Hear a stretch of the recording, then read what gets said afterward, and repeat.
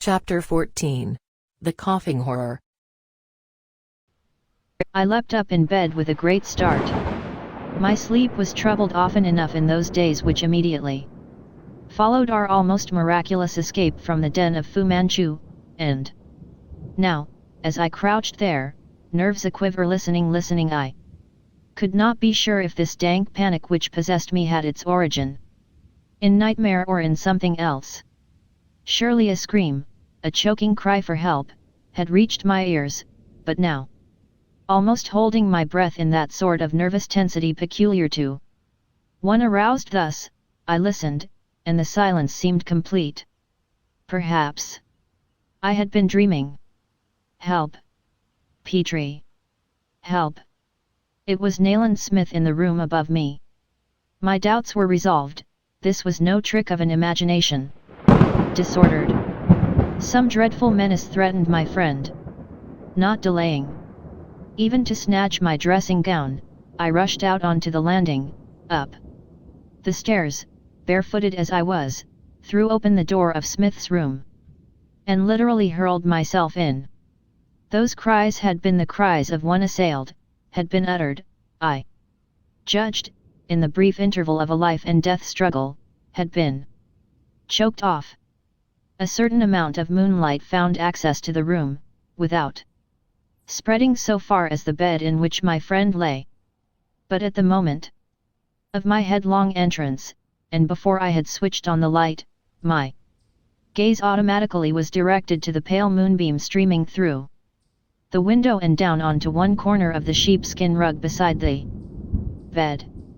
There came a sound of faint and muffled coughing. What with my recent awakening and the panic at my heart, I could not claim that my vision was true, but across this moonbeam passed a sort of grey streak, for all the world as though some long thin shape had been withdrawn, snake-like, from the room, through the open window. From somewhere outside the house, and below, I heard the cough again, followed by a sharp cracking sound like the lashing of a whip. I depressed the switch, flooding the room with light, and as I leapt forward to the bed, a word picture of what I had seen formed in my mind, and I found that I was thinking of a grey feather boa. Smith! I cried, my voice seemed to pitch itself, unwilled, in a very high key. Smith, old man! He made no reply, and a sudden, sorrowful fear clutched at my heartstrings. He was lying half out of bed, flat upon his back, his head at a dreadful angle with his body. As I bent over him and seized him by the shoulders, I could see the whites of his eyes. His arms hung limply, and his fingers touched the carpet. My God! I whispered, what has happened? I heaved him back onto the pillow, and looked anxiously into his face. Habitually gaunt, the flesh so refined away by the consuming nervous energy of the man as to reveal the cheekbones in sharp prominence, he now looked truly ghastly. His skin was so sun-baked as to have changed constitutionally. Nothing could ever eradicate that. 10. But tonight a fearful greyness was mingled with the brown. His lips were purple, and there were marks of strangulation upon the lean throat, ever darkening wheels of clutching fingers. He began to breathe stertorously and convulsively, inhalation being accompanied by a significant gurgle in the throat. But now my calm was restored in face of a situation which called for professional attention. I aided my friend's labored respirations by the usual means, setting to work vigorously, so that presently he began to clutch at his inflamed throat, which that murderous pressure had threatened to close. I could hear sounds of movements about the house, showing that not I alone had been awakened by those hoarse screams. It's all right, old man, I said, bending over him, brace up. He opened his eyes, they looked bleared and bloodshot, and gave me a quick glance of recognition. It's all right, Smith. I said. No. Don't sit up, lie there for a moment. I ran across to the dressing table, whereon I perceived his flask to lie, and mixed him a weak stimulant with which I returned to the bed. As I bent over him again, my housekeeper appeared in the doorway, pale and wide-eyed. "There is no occasion for alarm," I said over my shoulder, "Mr. Smith's nerves are overwrought and he was awakened by some disturbing dream. You can return to bed, Mrs. Newsome." Nayland Smith seemed to experience much difficulty in swallowing the contents of the tumbler which I held to his lips, and, from the way in which he fingered the swollen glands, I could see that his throat, which I had vigorously massaged, was occasioning him great pain. But the danger was past, and already that glassy look was disappearing from his eyes, nor did they protrude so unnaturally. "God, Petrie," he whispered, "that was a near shave. I haven't the strength of a kitten." "The weakness will pass off," I replied, "there will be no collapse. Now, a little more fresh air." I stood up, glancing at the windows, then back at Smith, who forced a wry smile in answer to my look. "Couldn't be done, Petrie," he said huskily. His words referred to the state of the windows. Although the night was oppressively hot, these were only opened some 4 inches at top and bottom. Farther opening was impossible because of iron brackets screwed firmly into the casements, which prevented the windows being raised or lowered farther. It was a precaution adopted after long experience of the servants of Dr. Fu Manchu. Now, as I stood looking from the half-strangled man upon the bed to those screwed-up windows, the fact came home to my mind that this precaution had proved futile. I thought of the thing which I had likened to a feather boa, and I looked at the swollen wheals made by clutching fingers upon the throat of Nayland Smith. The bed stood fully 4 feet from the nearest window. I suppose the question was written in my face, for, as I turned again to Smith, who, having struggled upright, was still fingering his injured throat ruefully, "God only knows, Petrie," he said, "no human arm could have reached me. For us, the night was ended so far as sleep was concerned."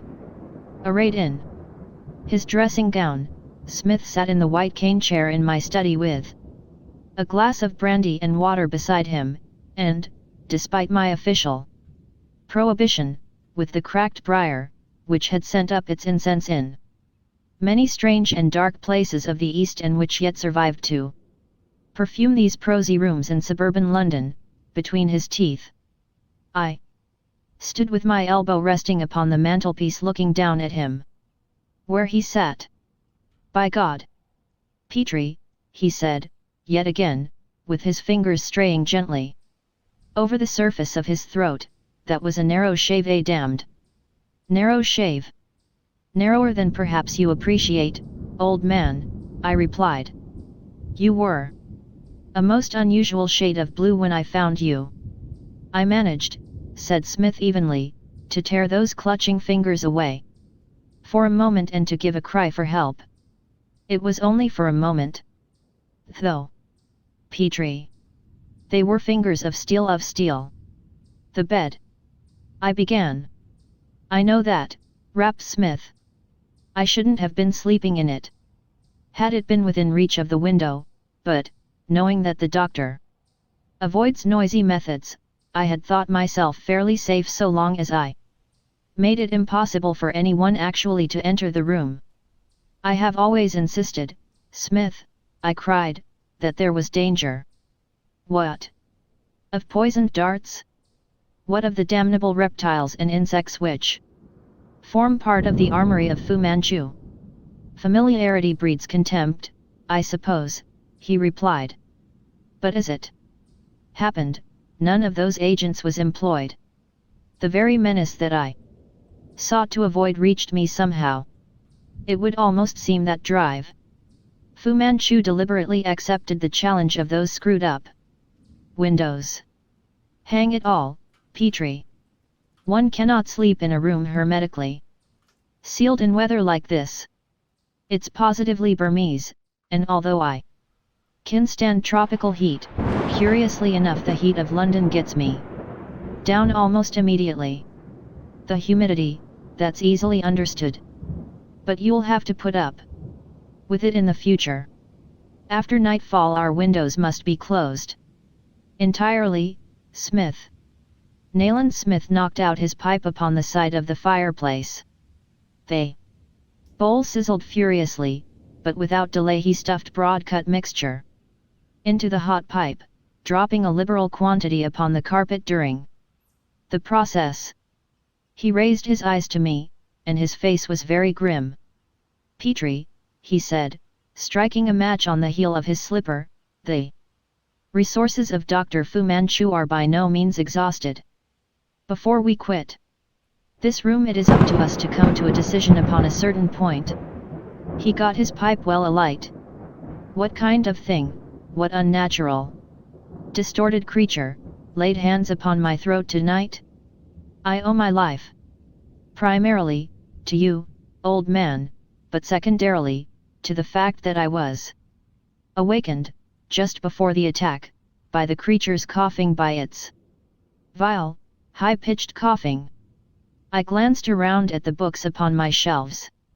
Often enough, following some outrage by the brilliant Chinese doctor whose genius was directed to the discovery of new and unique death agents, we had obtained a clue in those works of a scientific nature which bulk largely in the library of a medical man.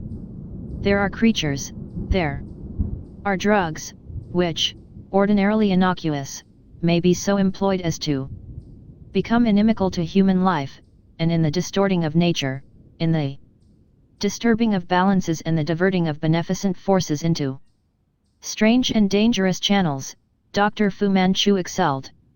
I had known him to enlarge, by artificial culture, a minute species of fungus so as to render it a powerful agent capable of attacking man.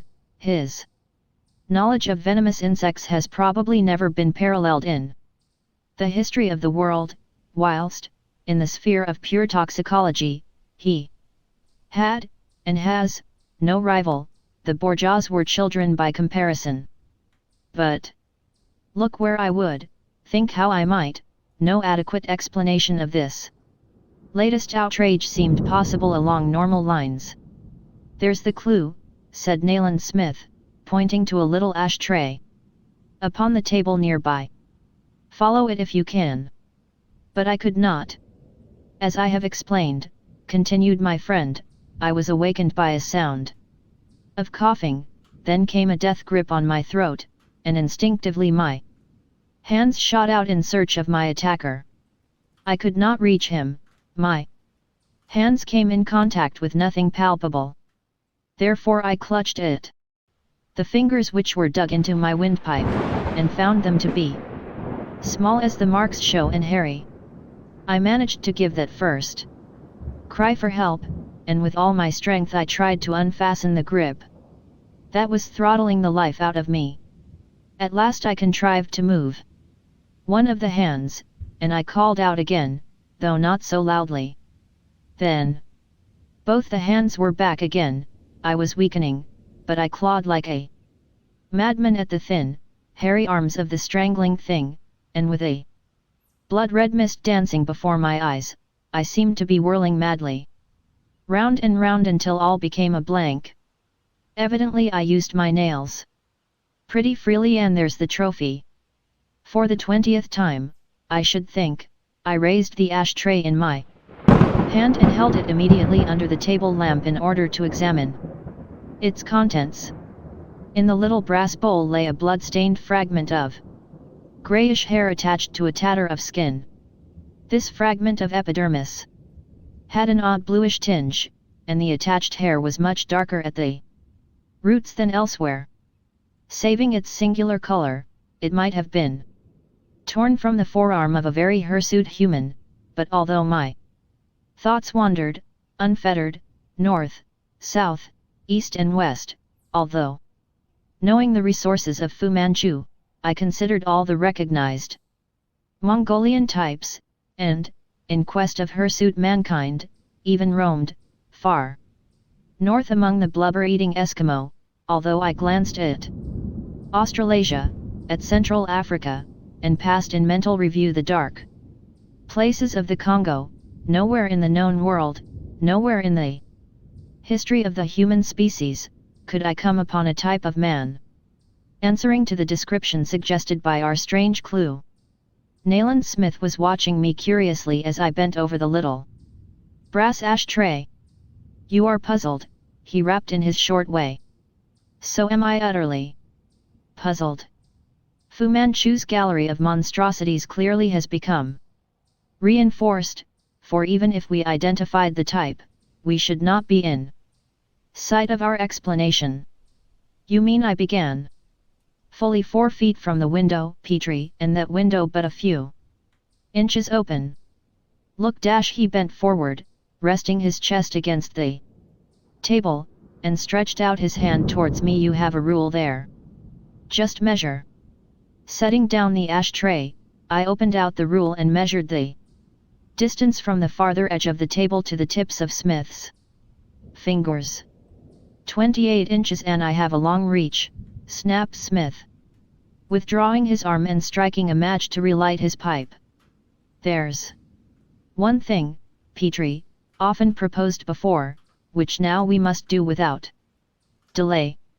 The ivy must be stripped from the walls at the back. It's a pity, but we cannot afford to sacrifice our lives to our sense of the aesthetic. What do you make of the sound like the cracking of a whip?" "I make nothing of it, Smith," I replied wearily. "It might have been a thick branch of ivy breaking beneath the weight of a climber. Did it sound like it?" I must confess that the explanation does not convince me, but I have no better one. Smith, permitting his pipe to go out, sat staring straightly before him, and tugging at the lobe of his left ear. "The old bewilderment is seizing me," I continued.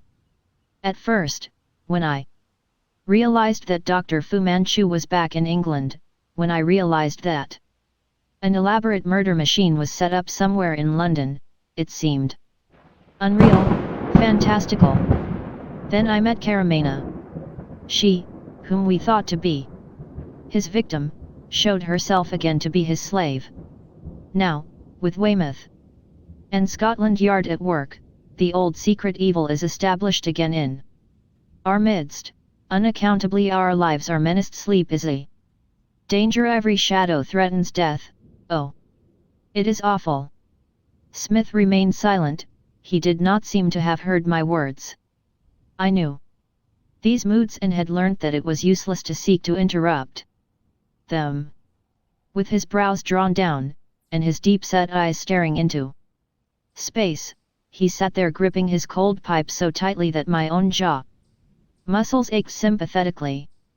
No man was better equipped than this gaunt British commissioner to stand between society and the menace of the Yellow Doctor.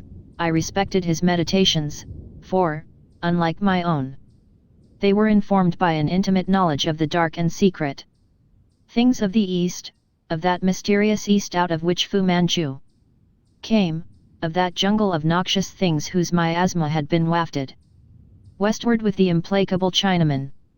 I walked quietly from the room, occupied with my own bitter reflections.